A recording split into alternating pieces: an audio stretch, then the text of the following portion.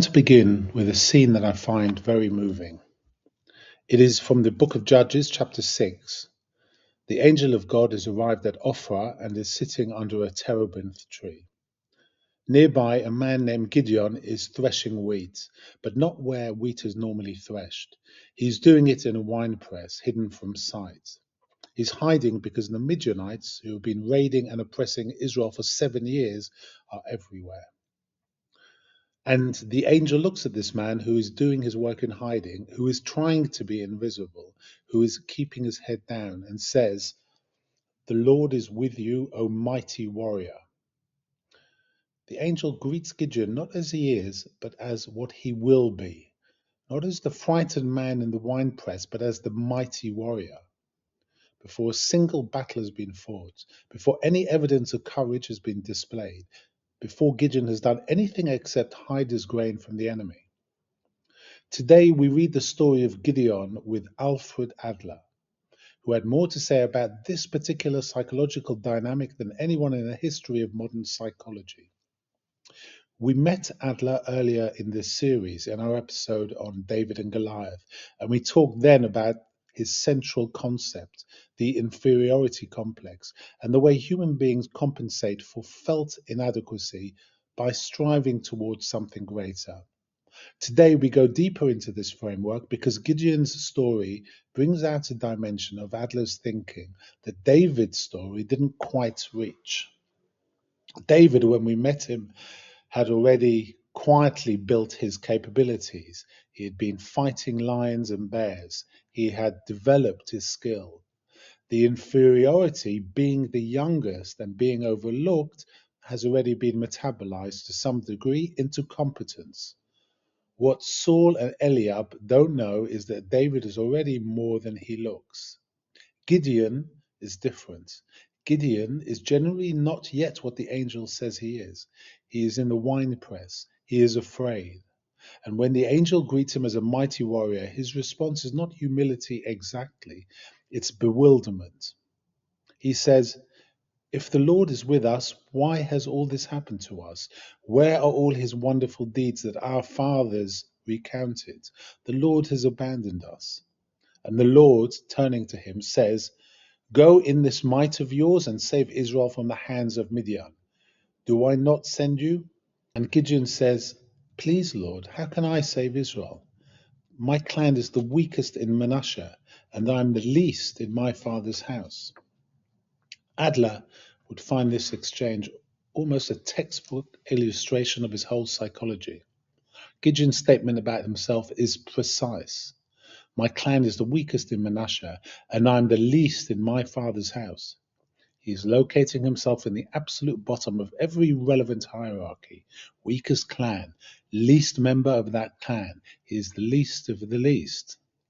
Now, Adler argued that this kind of self-assessment, the felt sense of being at the bottom, of being insufficient, of being the one who matters least, is not simply a description of reality. It is a psychological position, a fundamental orientation that shapes how the person sees themselves and what they believe themselves capable of. And the question that Adler's whole career was devoted to is, what do you do with it? There are broadly two responses. The healthy response is what Adler called active compensation, the conversion of felt inferiority into genuine striving, into the development of actual capability, into the service of something larger than the self. The result of healthy compensation is not the elimination of the inferiority feeling, it never fully disappears, but its transformation into energy, into the particular kind of courage that comes from someone who has something to prove, from someone who has looked at the bottom and decided to climb. The unhealthy response is what Adler called the inferiority complex proper, the person who is so overwhelmed by their sense of insufficiency that they cannot move at all, who retreats into the winepress and stays there, who makes the felt weakness a permanent identity rather than a starting point. Gideon at the beginning is teetering on this second edge. He is in the winepress. He is doing work in hiding. He has not yet done anything with his inferiority except protect himself from further humiliation. And then comes the angel.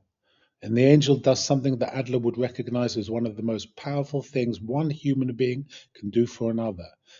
The angel refuses to see Gideon as he currently sees himself. Mighty warrior. Not, you will become a mighty warrior if you work hard enough. Not, you have the potential to be a mighty warrior if you overcome your obstacle. The angel uses the present tense. You are this already, in some sense that has not yet become visible. The identity comes before performance. Adler wrote about the importance of what he called encouragement, a word he used in a very specific sense. Not cheerleading, not false reassurance, but the genuine communication from one person to another that they are seen as more capable than they currently believe, that their potential is real, even if it has not yet been expressed, that the future the encouraged person cannot yet imagine for themselves is something the encourager can already see.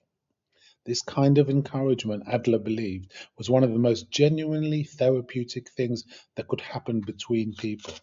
And it is exactly what the angel gives Gideon. Gideon asks for a sign, then another sign, then another. He needs to be sure. He sets out a fleece and asks for dew on the fleece, but not on the ground. It happens. He asks for a dry fleece and dew on the ground. It happens. He is still not entirely convinced. This, too, Adler would recognize. The person operating from a position of inferiority, even after being genuinely encouraged, often cannot simply accept the encouragement and act. They need reassurance repeated. They need proof. They need to test whether what they have been told is real or whether it will evaporate at the first challenge. It's not cowardice, it is the psychology of someone whose self belief has been formed by years of believing themselves insufficient. You cannot simply will that away. It needs to be confirmed, sometimes many times, before it comes available as a genuine working assumption. And God remarkably provides the confirmations. He does not rebuke Gideon for needing them. He gives him the fleece, wet and dry, twice. The battle itself is one of the most dramatic in the book of Judges. Gideon raises an army of 32,000 men. And then God says, the army is too large. If you win with this army, Israel will say, our own hand saved us.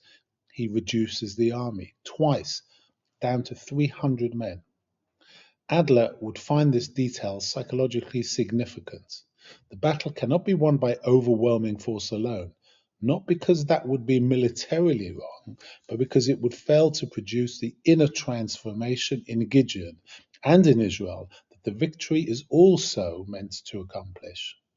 The 300 men fighting against a Midianite host that the text compares to locusts for their number must win in a way that makes it clear the victory is not the product of their own superiority. It is the product of what they do with their insufficiency. They win. Gideon leads his 300 men with trumpets and torches and clay jars, not swords. They break the jars, hold the torches, blow the trumpets, and cry, a sword for the Lord and for Gideon. And the Midianite camp turns on itself in the confusion and chaos of the night. The man from the winepress, the least of the weakest clan, has won the battle. But Adler would want us to look at what happens after, because Gideon's story does not end triumphantly. After the victory, the people offer him kingship. He refuses nobly. I will not rule over you, and my son will not rule over you. The Lord will rule over you. But then he asks for the gold earrings from the plunder. He makes an ephod, a priestly garment from the gold, and sets it up in his town. And the text said, all Israel whored after it there, and it became a snare to Gideon and to his family. And then after Gideon dies, the people return to worshipping the Baals. Adler knew that healthy compensation does not produce a fully healed person. It produces a person who has done something extraordinary with their wound, but the wound does not disappear. Gideon is never entirely free of the psychology of the winepress. Even in his victory, there is something that needs to be seen, confirmed, honored. The ephod, the gold, the visible monument to what he has done. And the people, for their part, follow the monuments rather than what the monument pointed to. They worship the object rather than the God who used the flawed, frightened man to save them. The story of Gideon is not the story of someone who overcame their inferiority and became psychologically whole. It is the story of someone who was told by a present they could not ignore that they were more than they thought, and who, in a particularly terrible moment, actually became it. For a time, in a winepress they forgot, because someone refused to see them there. That is, Adler would say, how most human growth actually happens. Not cleanly, not permanently, but in those moments when the right person looks at you with different eyes, and you find, to your own surprise, that their vision was correct.